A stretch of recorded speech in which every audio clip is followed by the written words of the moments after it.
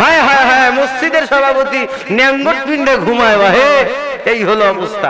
এই রে মুসলমান, ওই আবার মসজিদের সভাপতি।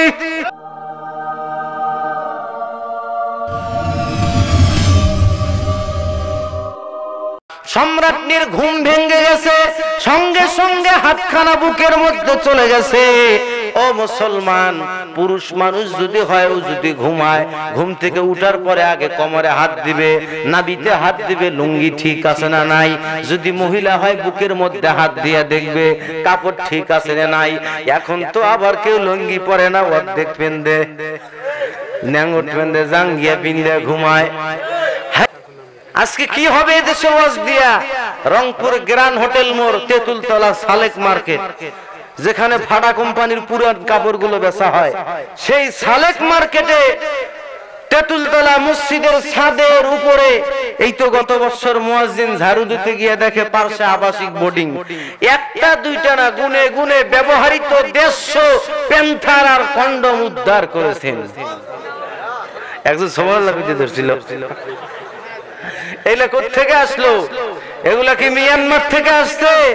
জি না জনাব, মিয়ানমার থেকে যারা আসছে, 5 দিন 7 দিনের অনাহারি, চোখের সামনে মেয়েকে খুন করা হয়েছে, চোখের সামনে স্বামীকে শহীদ করা হয়েছে, কিন্তু 7 দিন 5 দিন 10 দিনের অনাহার থাকা সত্ত্বেও মুসলমান মায়েদের মুখ থেকে ওড়নাটা বোরকাটা সরে নাই। আর আমরা একেবারে খুব বড় নামাজি সাজছি, নিজের বউ বাচ্চা সাইড দিয়েছি, পেট পিঠে কাপড় নাই, ইল্লা মাশাআল্লাহ। একজন দেখলাম সেদিন রাস্তায় হাঁটতেছে, এত বড় তসবিহ মাটিতে লাগছে, ও নিয়ে হাঁটতেছে, রাস্তা দিয়ে দেখায়, দেখ আমি ভালো হয়েছি। এখন ও দেখায় যে আমি ভালো, হাত দিয়ে দেখ, গুনা যায় না? এই জোড়াগুলো আছে, এগুলো দিয়ে গুনা যায় না? নবীজি তো এইগুলো গুনতেন, এইগুলোর মধ্যে তাসবিহ পড়তেন, আর এই তসবিহ রাস্তা মাটি ঠেকায় টানতেছে। দরবেশ, পাক্কা বদমাইশ, পাক্কা সুদারু, এটা পাক্কা ভণ্ড, তসবিহ নিয়ে ইমানদার সাইজা বসে আছে। সম্মানিত সুধী মণ্ডলী, মিয়ানমার থেকে যারা আসছে তাদের অন্তরের মধ্যে ছিল তাকওয়া। কি ছিল? আমার রাসূল বলেছেন, আত-তাকওয়া হাহুনা, তাকওয়া হলো অন্তরের জিনিস। মানুষকে এটা দেখানো যায় না, মানুষকে এটা শোনানো যায় না, বুঝানো যায় না। ও মুসলমান, তাকওয়া ইন্টারনেট ফেসবুকে বেচা বিক্রি হয় না। কি সমস্যা হচ্ছে? কোন সমস্যা? আমাকে আগেই বলছেন সমস্যা নেই, আমি সময় মতো অপারেশন চালাবো, বুঝে দেখেন। সম্মানিত সুধী মণ্ডলী, ইন্টারনেট ফেসবুকের মধ্যে তাকওয়া বেচা বিক্রি হয় না। তাকওয়া গোডাউন থেকে ট্রাকে ট্রাকে লোড দেওয়া হয় না। তাকওয়া হলো অন্তরের মধ্যে, মানুষকে দেখানো যায় না। রাসূল বলেছেন, পাঞ্জাবি বিশাল বড় গায়ে দিয়া, পাগড়ি 40 হাত মাথার দিয়ে, তাসবিহ হাতে নিয়ে তাকওয়া জাহির করা যায় না। তাকওয়া ছিল সাহাবায়ে ইকরামের অন্তরের মধ্যে। মহিলার কাপড় পরিধান করে সাহাবায়ে ইকরাম দিন প্রতিষ্ঠার জন্য যুদ্ধের ময়দানে নেমেছিলেন।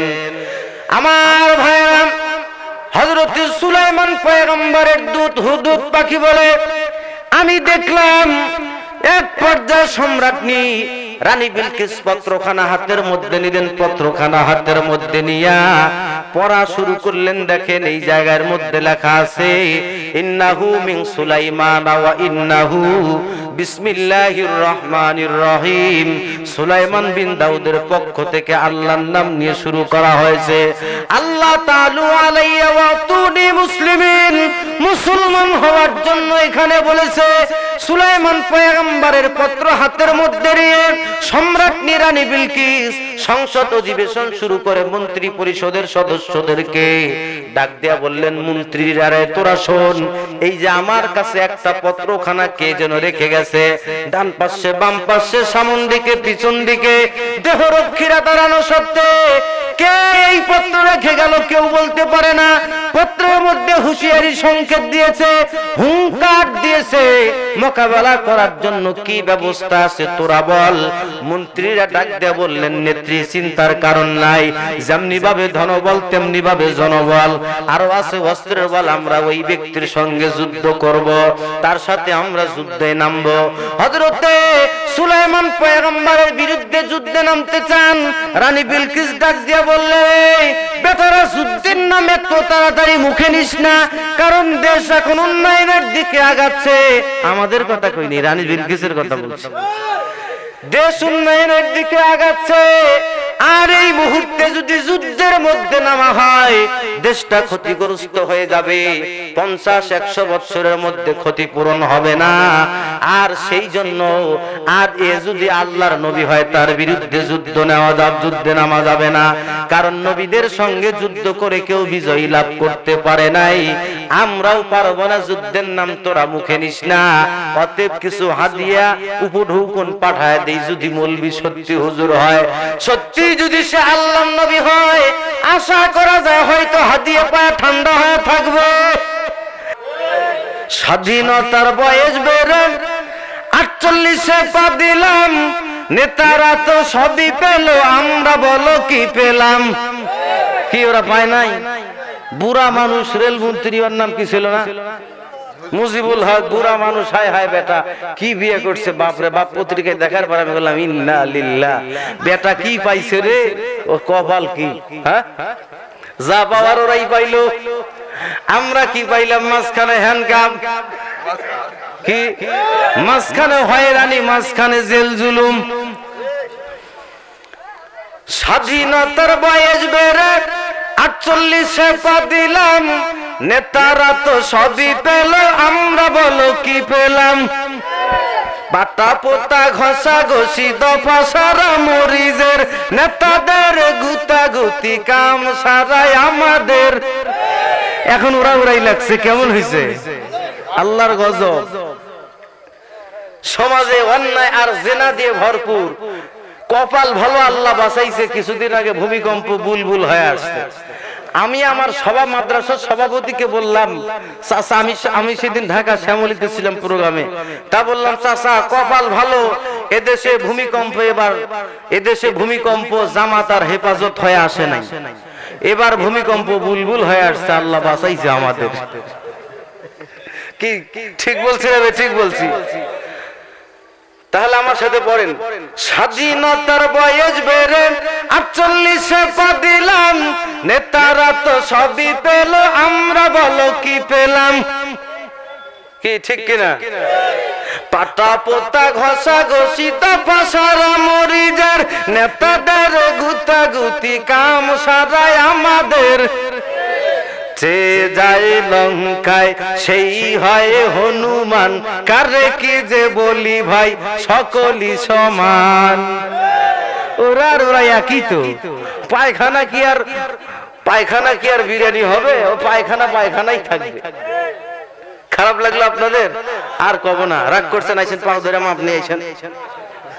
সম্মানিত সুধী মণ্ডলী, সুলাইমান পয়গম্বর আল্লাহর প্রশংসা করে চলতে লাগলেন।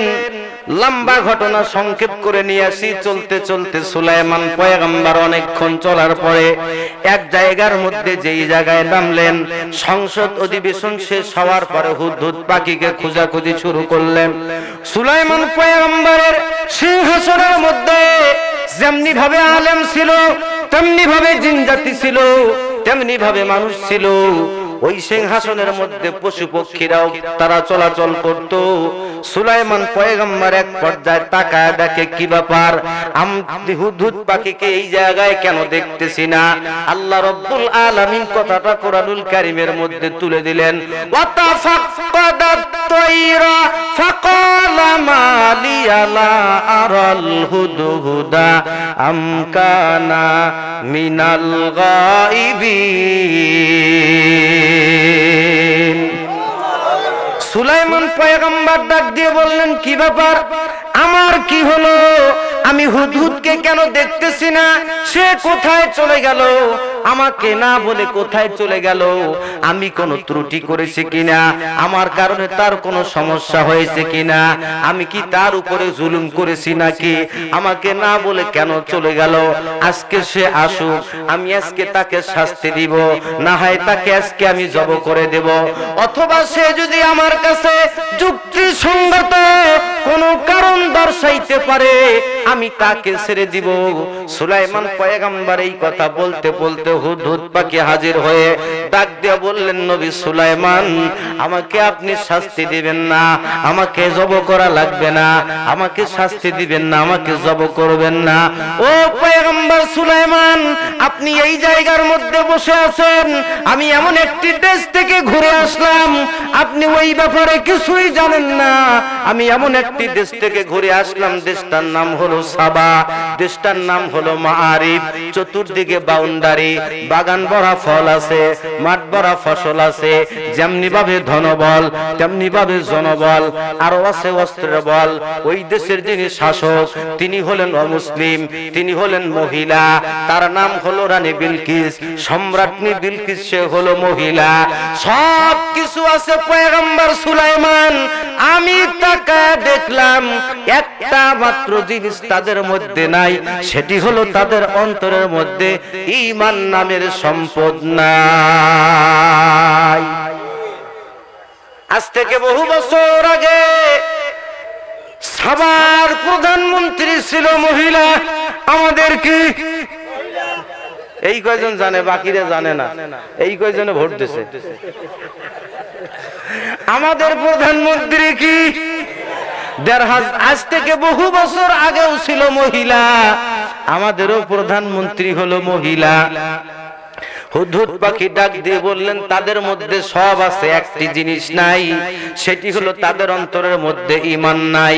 তারা সূর্য যখন উঠে তারা সূর্যের পূজা করে, সূর্য যখন ডুবে তারা সূর্যের পূজা করে, তারা আগুনের পূজা করে, এমনি ভাবে বিভিন্ন পর্যায়ে তারা পূজা করে। শিরকের মধ্যে তারা লিপ্ত, তারা আল্লাহকে চিনে না, আল্লাহকে তারা বোঝে না। এই ব্যক্তি আমি দেখে আসলাম, আপনি এই ব্যাপারে কিছুই জানেন না, আমি আপনার কাছে এগুলো এখন জানাইলাম। সুলাইমান পয়গম্বর বললেন, বেটা হুদহুদ পাখি, তুই কি সত্য কথা বলতেছো নাকি মিথ্যা কথা বলতেছো? এটা একটু পরীক্ষা করার প্রয়োজন আছে।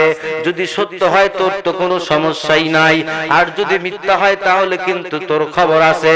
সুলাইমান পয়গম্বর বললেন, দাঁড়ান, আমি এখন পত্র লিখব, আর এই পত্রখানা নিয়ে ওই সাবার প্রধানমন্ত্রী সম্রাটনী রানী বিলকিস মহিলার কাছে পৌঁছায় দিয়ে আসবি। সুলাইমান পয়গম্বর পত্র লেখা শুরু করলেন।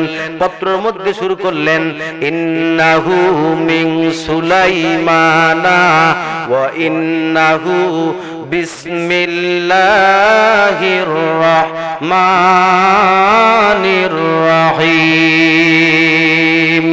আল্লাহ তাআলু আলাইয়া ওয়া আতুনি মুসলিমিন। সুলাইমান পয়গম্বর পত্র লেখা শুরু করলেন।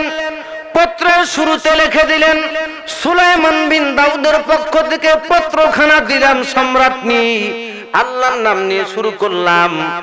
আর আপনি শুনেন, এই যে পত্রখানা দিলাম, আল্লাহ তাআলা আলাইয়া ওয়া তুনি মুসলিমিন, আপনি তাড়াতাড়ি করে কালিমা পড়ে মুসলমান হবেন, তা না হলে কিন্তু অ্যাকশন নেব, আপনার বিরুদ্ধে আমরা ব্যবস্থা নিতে বাধ্য থাকব।